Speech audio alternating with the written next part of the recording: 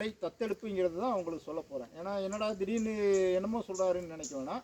மரங்களின் குழந்தைகளை தத்தெடுக்கிறது வந்து இது இந்த மரம் இருக்குது, இந்த மரத்துக்கு அடியில் வந்து பழங்கள் பழுத்து கீழே விழுந்துச்சுன்னா அது செடிகள் முளைக்கும். அந்த செடிகளை தான் நம்ம அந்த தத்தெடுக்க போகிறோம். ஏன்னா இப்போது ஒரு விதையிட்டு அதிலிருந்து நிறைய முளைச்சி வர்றதுக்கு நிறைய நாள் ஆகும். ஆனால் ஒரு மரத்துக்கு அடியில் இருக்கக்கூடிய கைவிடப்பட்ட அந்த குழந்தைகளை வந்து நம்ம எடுத்து மீண்டும் தனியாக ஒரு பதியம் விட்டாலே வந்து கண்டிப்பாக அந்த இது வந்து நம்மளுக்கு ஒரு வேகமாக முளைக்கக்கூடிய ஒரு தன்மை வரும். இந்த மாதிரி தான் இப்போ பார்த்தீங்கன்னா இங்கே எடுத்து வச்சுருக்கேன். இப்போ பார்த்தீங்களா இது வந்து ஒரு அரச மரம், அதாவது புங்கை மரம். புங்கை மரம்ங்கிறது வந்து விதையிட்டு அதில் கீழே வந்து முளைச்ச இதை வந்து நான் எடுத்து வச்சுருக்கேன். இனி நம்மளுக்கு எங்கே தேவையோ அந்த இடத்துல மறுநடவு செஞ்சுக்கலாம். இதுதான் மரங்களின் குழந்தைகளை தத்தெடுக்குங்கிறது என்னோட ஒரு கான்செப்டாக வச்சுருக்கேன். இது மட்டும் கிடையாது, வேறு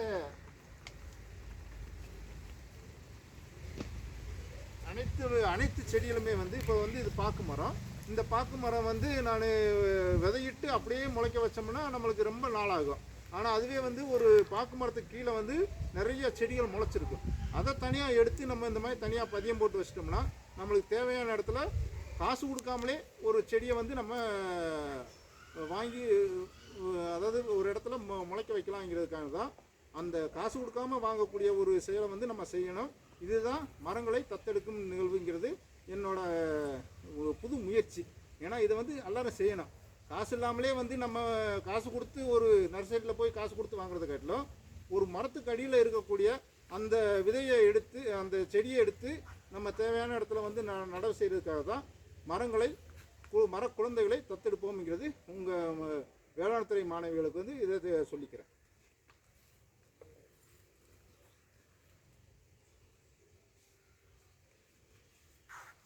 இப்போ இந்த இதை பற்றி கற்றுக்கிட்டீங்களா? இந்த மாதிரி தான் இப்போ இந்த பனை இது கூட நான் விலைக்கு வாங்கினது கிடையாது. நானே வந்து தேனி மாவட்டத்தில் எனக்கு தெரிஞ்ச மரத்துக்கு அடியில் அந்த ஆகஸ்ட் செப்டம்பர் மாதத்தில் வந்து பழுத்த பழத்துலேருந்து கீழே விழுகக்கூடிய அந்த விதையிலேருந்து அந்த விதையை எடுத்துகிட்டு வந்து நான் வைக்க போய் தான் இது வந்து எனக்கு முளைச்சிருக்கு. ஆனால் காசு கொடுத்து வாங்கினோம்னா என்ன ஆகும்னா முக்கால் பருவத்தில் இருக்கக்கூடிய ஒரு பனையை வந்து வெட்டி கொடுத்துருவாங்க. ஆனால் அதை வந்து நம்ம நடவு செஞ்சோம்னா கண்டிப்பாக அது முளைக்காது. நான் எப்போயுமே வந்து தமிழகத்தின் மாநில மரமான பனை மரத்தை வந்து அந்த பழுத்த பழத்துலேருந்து கீழே விழுந்து அந்த விதையை வந்து நம்ம நடவு செஞ்சால் மட்டும்தான் நம்மளுக்கு கண்டிப்பாக முளைக்குங்கிறது இந்த ஒரு 5 வருஷம் ஆய்வில் வந்து நான் தெரிஞ்சுக்கிட்டேன். அந்த மாதிரி தான் இன்றைக்கி என் இடத்துல ஒரு 20க்கும் மேற்பட்ட பனை குழந்தைகள் இருக்காங்க. யாராவது விவசாயிகளோ இல்லை அடுத்து யாராவது கேட்டாங்கன்னா இதை அப்படியே தோண்டி கொண்டு போய் தரலாம். ஏன்னா இது வந்து ஒரு வீட்டு மனை இடம் தான். இது நர்சரி மாதிரி வச்சுருக்கேன். இன்னும் சொல்லப்போனால் அன்பு அறம் செய்ய அறக்கட்டளையோட குறுங்காடுகளாக அமைச்சு இந்த இடத்துல 40க்கும் மேற்பட்ட மரங்கள் இருக்குது. இதில் பறவை இனங்கள் வந்து சாப்பிடக்கூடிய பல வகை மரங்களும், அதே மாதிரி வீட்டு தேவைக்கு தேவையான முருங்கை கீரையும், நம்ம இயற்கை மருந்தான மூலிகை செடிகளும் இங்கே இந்த இடத்துல இருக்குது.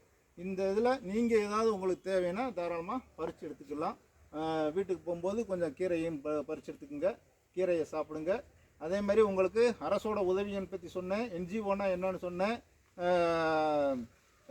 இந்த இதை வந்து நீங்கள் நோட் பண்ணிட்டீங்களாலே வந்து நீங்கள் கிராமத்தங்கள் அனுபவ பாடத்தில் எழுதிக்கங்க. கண்டிப்பாக இது ஒரு நல்ல மார்க்கு கிடைக்கிறதுக்கு வாய்ப்பு இருக்குது. இந்த இடத்துக்கு வருகை தந்ததுக்கு மிக்க நன்றி. இனியும் முக்கியமாக ஒன்று சொல்கிறது, இந்த நெகிழிப்பையை ஒழிக்கணும்னா நம்ம கண்டிப்பாக நம்ம அந்த நெகிழிப்பையை பயன்படுத்தாமல் இருந்தாலே வந்து தாராளமாக நெகிழிப்பையை ஒழிக்கலாம்ங்கிறது என்னோடது. எங்கே போனாலும் ஒரு துணிப்பையை வச்சுக்கோங்க. நன்றி. அது திரும்பி